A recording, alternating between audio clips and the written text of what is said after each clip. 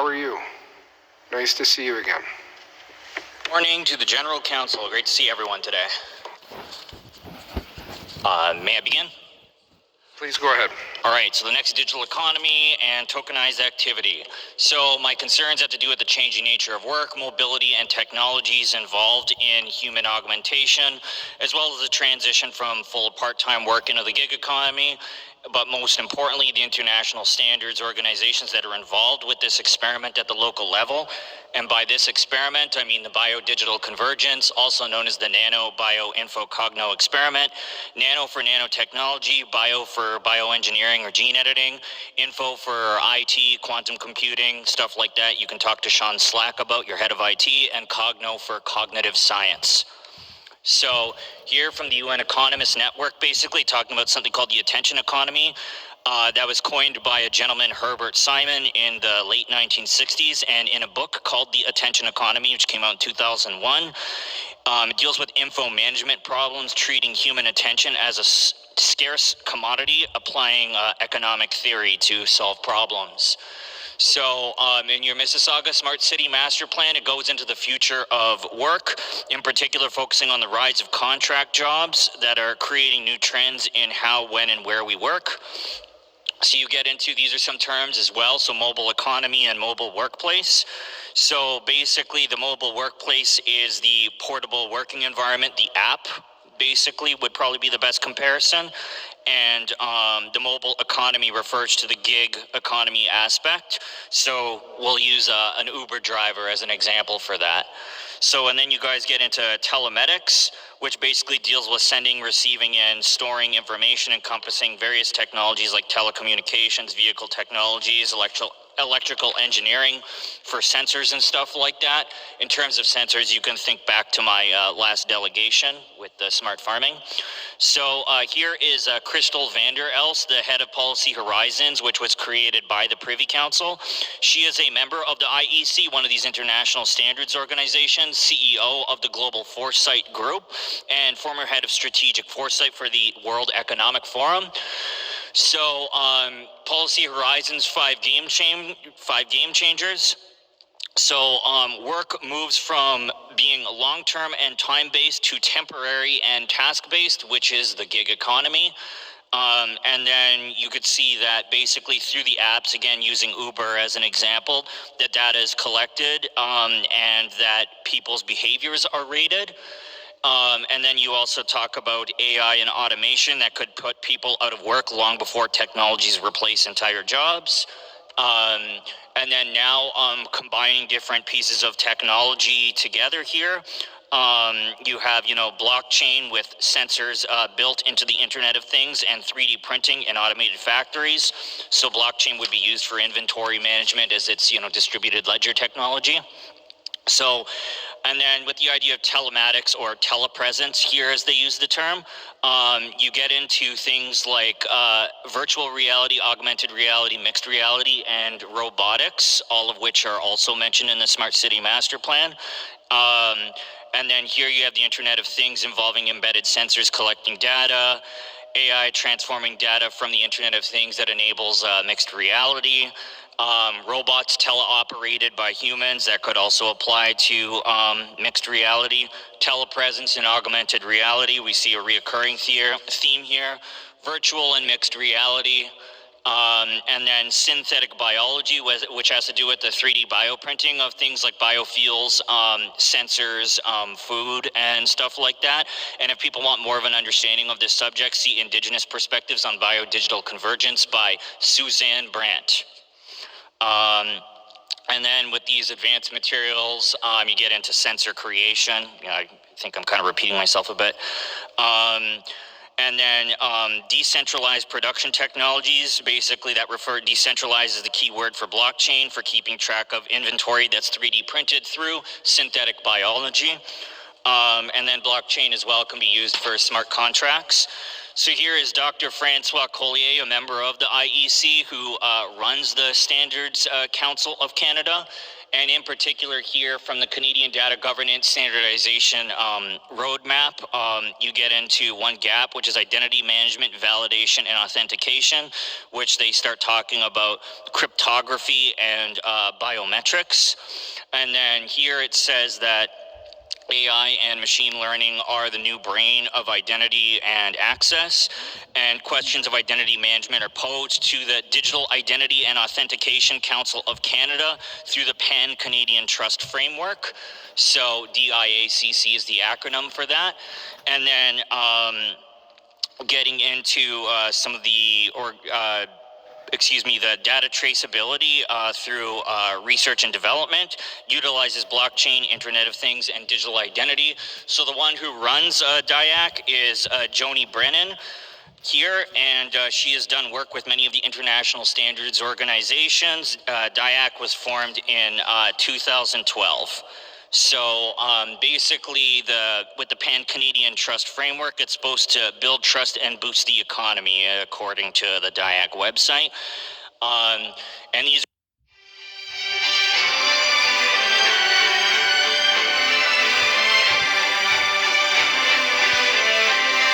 are just some various terms from an ISO IEC document, Intro to Biodigital Convergence and Human Augmentation Technologies. So we can see that human augmentation falls under United Nations Sustainable Development Goal number 3, good health and well-being in particular. And you also see smart farming up there, as you probably remember from my last delegation. So these are just some relevant ISO technical committees. So the one on biotechnology here deals with biobanks, bioprocessing, and data processing. And then these are various subcommittees having to do, like underneath Joint Technical Committee 1, which is IT. So these subcommittees fall in different branches of IT, from biometrics, cybersecurity, Internet of Things, and the digital twin. And then in particular, subcommittee 24 gets into VR, AR, and MR. Human augmentation, phase 1 gets into rehab exoskeletons, phase 2 gets into smartwatches and VR glasses, and phase 3 gets into biomechanical engineering and genetic engineering. Financial services here are pretty self-explanatory, dealing with the standards of banking and stuff like that. So some liaison committees 268 have to do with the blockchain and environmental management. So basically, environmental management deals with environmental, social, and economic aspects that support sustainable development. And then you have 322 sustainable finance over here. And then we get into Dr. Martin Maier of the IEEE and INRS, the Institut National de la Recherche Scientifique in Quebec. I apologize for the French pronunciation, everyone. He also sits on a review committee for NSERC, which is the Natural Sciences and Engineering Research Council of Canada. And NSERC is a sponsor for the Optical Zeitgeist Laboratory, where he works on the 6G tactile internet, extended reality, that kind of a thing. So this article that he participated in writing, Society 5.0, the Internet as if People Mattered. He gets into a study called robonomics, which gets into social human-robot interaction, as well as the use of blockchains, specifically tokens. And it gets into tokenized digital twins of assets and access rights in the physical and digital world, bringing in Web3, which is blockchain, and its token economy. So cyber-physical social systems utilizing the blockchain use what they call purpose-driven tokens for collective human intelligence in Society 5.0, also known as the spatial web or the singularity. So in this program here through NSERC called Persuade, which stands for Pervasive and Smart Wireless Applications for the Digital Economy, this was a project in 2013 that Dr. Martin Maier was working on. So in 2013 here, we basically get into the links between machines, persons, devices, and vehicles, which is considered smart communications. And then these developments in wireless network systems of integration with sensor and radar systems. You can think back to my last delegation. This would have to do with smart monitoring in health, environment, safety, security, manufacturing, etc. And then we get into smart communications and monitoring, which creates smart management of power grids, homes, cities, etc. So these three smart applications are key enablers of the 21st century digital economy. So the truth is stranger than fiction, but with fiction you're obliged to stick to possibilities. Mark Twain. Incredible. Right on time. Yeah. The bell went.